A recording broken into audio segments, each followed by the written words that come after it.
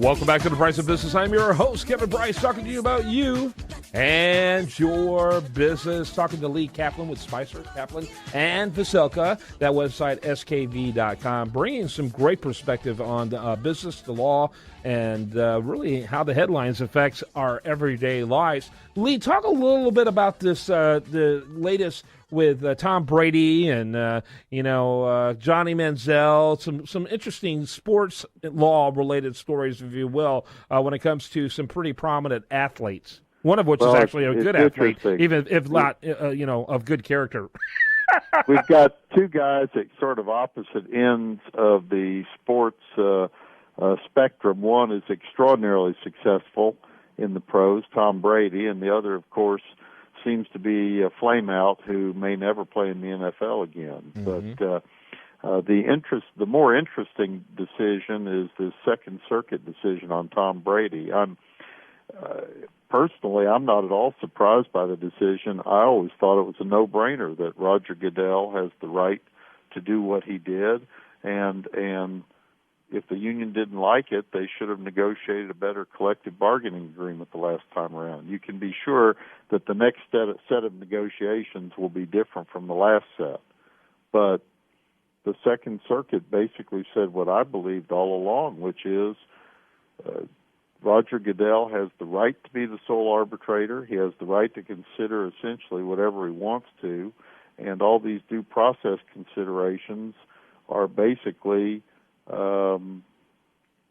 subsumed by what Goodell was allowed by the CBA to do. And frankly, as a lawyer, when I heard that Tom Brady destroyed his telephone, I thought, sooner or later, he's toast. And while the district judge disagreed, 2 out of the 3 circuit judges agreed. I think it's highly unlikely the U.S. Supreme Court will take it up. Perhaps it's possible that the in-bank Second Circuit, the entire Second Circuit Court of Appeals, will take it up. But my guess is they've got enough work to do. Very, very few requests for in-bank consideration, that is by all the members of the Second Circuit Court of Appeals, are accepted, maybe 1 or 2%. So I'd be very surprised if anything else happens in this case. I think it's essentially over. You think so? Yeah, it makes perfect sense as well. I think it should be. If you're going to behave this kind of way, this kind of nefarious activity, and like you said, when you toast your phone like that, I hate to tell you, but that looks suspicious. I think it was foregone, and if they're not allowed to do that kind of things, why even have a commission? Well, that was my reaction at the beginning. The truth is, I don't know how intimately involved Tom Brady was with messing around with the balls, and I certainly don't know that it changed his performance one bit. People have pointed out in the second half they did better with properly inflated balls than the ones in the first half of the game. But, and there may be other reasons why Tom Brady destroyed his phone. There are lots of speculations about other kinds of messages that may have been on his phone, but you just can't do that. And I would be surprised if he checked with a lawyer before he did that, and a lawyer said, that's fine, go ahead and dispose of or destroy your phone. Yeah, I would have. It seems very surprising to me that any lawyer would say that, and I have to believe that did not happen. He needs to get a new lawyer if his lawyer told him that. Tell me about the Johnny Manziel situation. Well, this is a guy who just seems to be on the road, straight downhill, and I thought after all the highly publicized events that he's been involved in, that the DA really had no choice but to seek an indictment. The respect for the rule of law requires that the wealthiest and most prominent people not be left untouched. You can't beat up your girlfriend, or at least there can't be a lot of evidence that you beat up your girlfriend and then you expect to get off. It just won't happen. At the very least, you get indicted. And then, maybe he'll get away with it or get some minor probation or get the sort of diversionary treatment that a lot of offenders do when the offense is relatively, I won't say a minor offense. If if it's sort of a first-time offense. But I wasn't surprised that he got indicted. Right. Yeah. And I join you in being surprised if he's able to parlay any career, maybe even Canadian football career, by how he's handled his cards up to this date. Yeah, it's really unbelievable. And I'm sure that the first 21 teams that didn't draft him are looking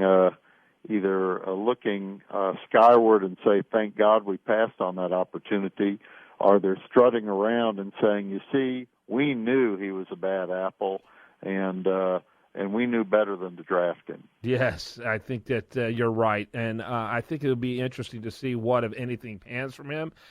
Be honest with you, his style of football has never really worked on the pro level. That kind of running, trying to become a second running back for quarterbacks works on a college level. We've seen a lot of that, but it's never been able to translate well on a professional level. Well, it depends. I mean, Cam Newton, of course, is an extraordinary double-threat athlete, but he's built, 6'5", 200 and some odd pounds. Johnny Manziel's 5'11". Yeah. And would take a beating. I mean, many years ago, there were people like Fran Tarkenton who could scramble, but the people in the NFL today are so much bigger that you get beat up. I mean, look what happened to RG3, who was sort of a double threat, and now he's more hobbled. Whether he's recovered or not, we don't know, but that's not the style in the NFL. But the guy is a winner, or had been a winner, and I think somebody was willing to take a chance on him because they needed a spark. Well, unfortunately, the spark was elsewhere and not on the football field. Yeah, right. All the fire was at places they didn't want the fire to take place. No question about it. Yeah. Well, and Cam Newton could probably be a halfback if he wanted to be. I mean, the guy's got the build for it and the capacity and the speed and everything else. But yeah, it's an interesting thing to see how this pans out. It's tragic because there was a certain likability around the guy, and then all of a sudden that almost changed overnight. I never seen anyone go from really literally beloved and inspiring to loathed. It's I guess one too many of showing the money signal with his hands was enough for most of us, and it's just been very sad to watch people fall apart like that. And I for one would be surprised if the spiraling is over. Yet. Well, it could still go either way, but normally, for it to go in a good direction, people need strong support from friends and family, and I gather that his family has never had much influence on him, and I don't know who his friends are. Yeah. So. Yeah, and I get a hard time finding that out, too, by the way most people talk about him, that he claims are his friends. a lot of distancing taking place. Yeah, I've seen him before. Friends, I'm not sure if I would call us friends. But anyway, Lee Kaplan, Spicer, Kaplan, and Veselka, always interesting topics. Thanks so much for being with us. You're welcome. skv.com is the website. And I do want to remind the listener that this interview will be found over there at the national news website, usdailyreview.com.